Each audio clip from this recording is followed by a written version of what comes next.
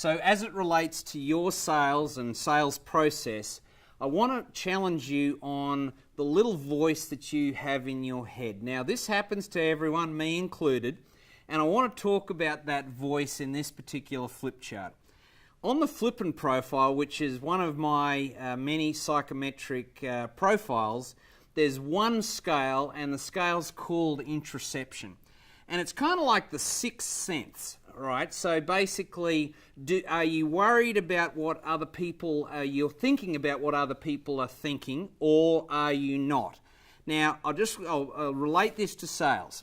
When you have high intraception, what that basically means is your antennas are thinking around what are other people thinking lots of the time, and you're normally worried about what they're thinking. So how this relates in sales is you might sit down in front of a prospect and be going, now, what is she thinking? Is she thinking this is going to be a lot of money, or is she thinking it's not a lot of money? So there's lots of this back chatter in your brain, and that means when you're high.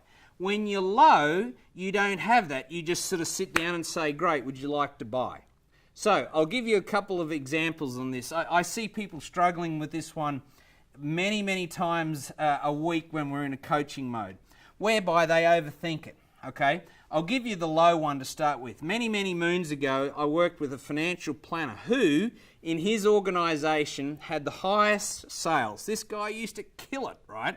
And he had zero intraception. I've actually did the flippant profile on him, and he had a 0.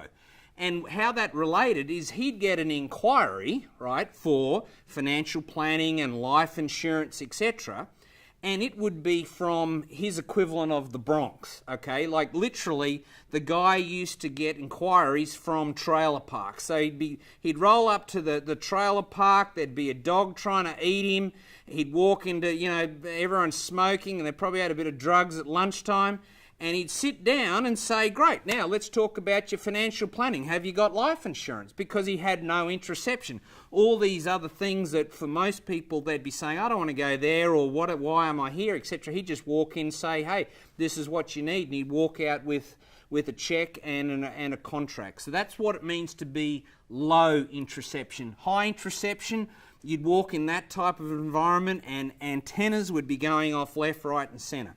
Okay, so my whole message to you in this clip is lower the intraception. When it's too high, I promise you're going to overthink it, all right? And then that will start to bring objections.